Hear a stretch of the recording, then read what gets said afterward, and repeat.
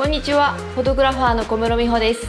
今回はこちらの ZFC を使ってクリエイティブな動画を撮影するテクニックをご紹介していきたいと思います。今回は新緑の緑を美しく表現したいなと思いながら動画を撮影してみました。そちらの動画からご覧ください。ではどうぞ。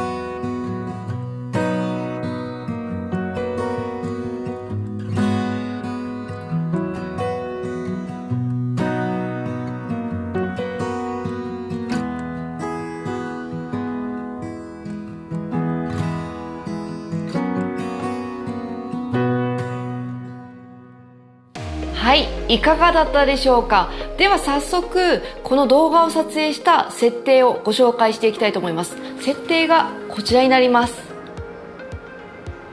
まずは撮影モードからご紹介していきたいと思います。カメラ任せで簡単に撮影したいときはオートモードがおすすめです。ただ色味だったりとかそういった部分を変更することができないので、こだわって撮影を行いたい場合はプログラムオートモードがおすすめです。で、このプログラムオートモードはその場の環境だったりとかフレームレートに合わせてシャッター速度を自動的に変えてくれるんですね。なので難しい設定いらずに動画を撮影することができるんです。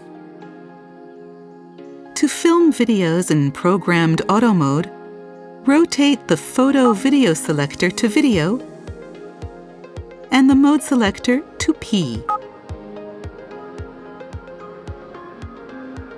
次はクリエイティブピクチャーコントロールをご紹介していきたいと思います。このクリエイティブピクチャーコントロールを使用すれば撮影時に自分の好きな絵作りというのを作り込むことができます。なので被写体のイメージや撮りたい印象に合わせて20種類のフィルター効果から選んでみてください。様々な表現が楽しめると思います。今回はピュアというフィルター効果を選んでいます。で、ピュアを選ぶことによって新緑の美しさだったりとかしっとりとした雰囲気でまとめることができるなっていうふうに思ったのでピュアを選びました。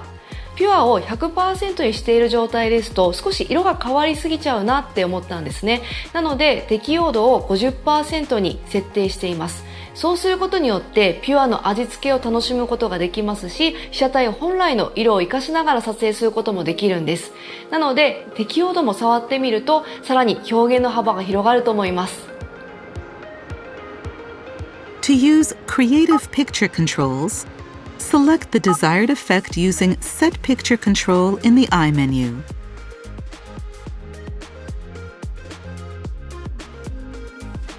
To choose the effect level, highlight the desired effect and press the multi-selector down to display picture control parameters. Then highlight the top item in the list and press the multi-selector left or right.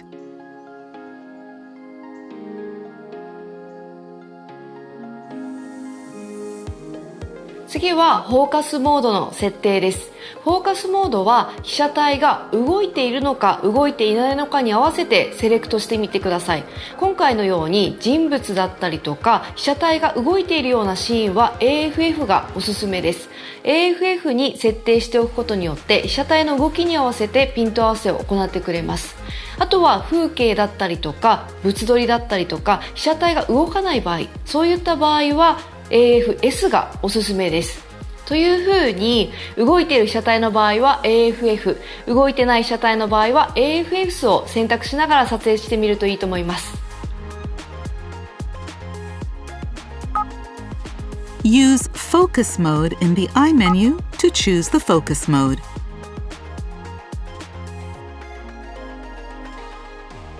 画像サイズ、フレームレートに関しては、今回は 3840×2160 の 30p で撮影を行っています。そしてスローモーションで撮影を行いたいときは 1920×1080 4倍スローで撮影を行っています。4K で撮影を行うと高精細で美しい動画を撮影することができます。フル HD はデータ量が軽いので、スマートデバイスなどでも気軽に編集を行うことができると思います。なので用途に合わせてぜひ選んでみてください。To choose the frame size and rate, use Frame Size, Frame Rate in the video recording menu. Slow motion footage can be recorded using any of these three options. では次に今回動画を撮影するために使用した道具をご紹介していきたいと思います。まず一つ目が三脚になります。で、三脚は1本あると便利だと思います。カメラを固定することができますので、安定した動画を撮影することができます。で、ZFC は小型軽量なので、あまり大きい三脚じゃなくても安定することができると思いますので、ぜひトラベル三脚だったりとか、このカメラの大きさに合わせて選んでみてください。そして2つ目が ND フィルターになります。ND フィルターは明るいシーンでは必須のアイテムになります。シャッター速度が固定になりますので、明るいシーンだったりとか日中で撮影するときは露出オーバーになりやすいんですね。で、そういった場合はこの ND フィルターをレンズの前に装着して撮影を行ってみてください。そして3つ目がストラップになります。こんな風にカメラのストラップですね。で、ストラップは首からぶら下げてもらうと、こんな風に手が開くっていうメリットだけではなくって、カメラを安定してホールドすることもできるんですね。ちょっとやってみますね。こんな風に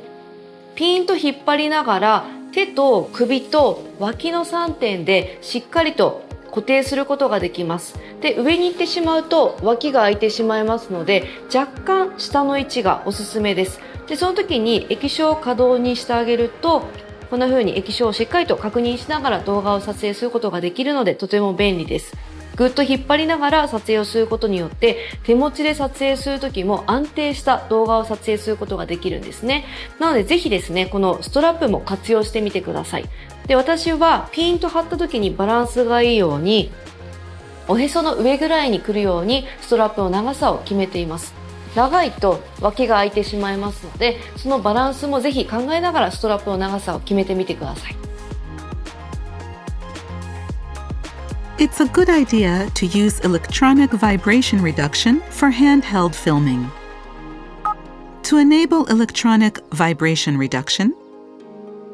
select On for Electronic VR in the video recording menu.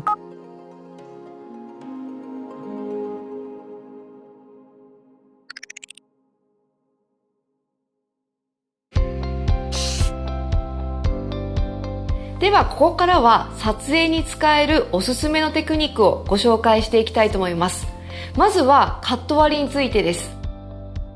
一つの動作をワンカットで撮影するのではなくって数カットに分けながら撮影してみるとよりクオリティの高い動画を撮影することができます。例えばいろんな方向から撮影してみたりアングルや撮影するポジションを変えながら撮影してみると絵に変化が生まれたりテンポが生まれたりしますのでぜひチャレンジしてみてください。こちらの ZFC は液晶が可動式になってます。バリアングル式になってますので高い位置で撮影したりローアングルで撮影したり様々なアングルやポジションでの撮影を楽しむことができます。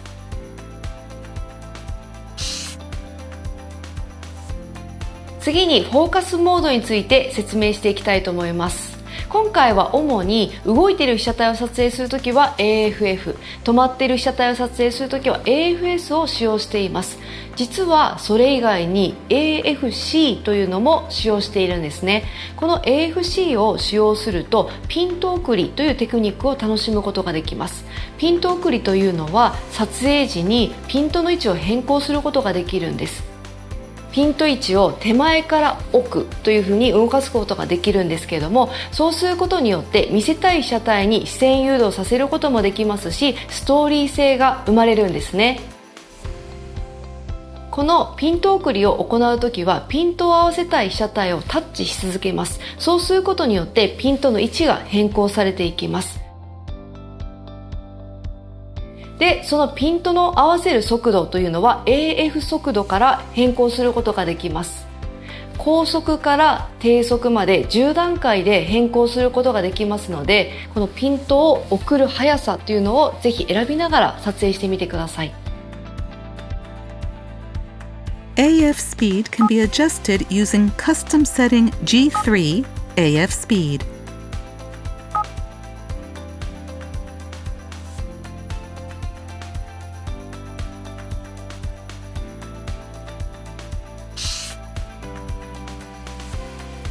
では最後にフレームレートの使い分けについてご紹介していきたいと思います。基本的にフレームレートは 60p、30p、24p の3種類があります。これは1秒間に何コマ描画できるのかというのを示した数字になります。基本的には 30p が一番使いやすいと思います。汎用性が高い基準のフレームレートになります。なので今回私は 30p で撮影を行っています。60p になると1秒間に描画できるコマ数というのが増えます。それによってより滑らかで見た目に近い印象になるんですね。なのでスポーツだったりとかドキュメンタリーに使われる機会が多いです。そして 24p は映画やドラマで使われることが多いです。なので 24p を使用すると映画のようにドラマチックな映像を記録することができます。そして今回はスローモーションでの撮影も行っています。今回は基本的に 30p で撮影を行っていましたので 30p の4倍スローというのを選びながら撮影を行っています。そうすることによって1秒間の出来事が4秒間で再生されるんですね。一瞬の出来事もスローモーションで表現できるので見た目とは違った印象にドラマチックに表現することができます。動画を撮影するのって難しいなっていう印象あると思うんですけれども、この ZFC を使うと簡単にクリエイティブな動画を撮影することができますので、ぜひチャレンジしてみてください。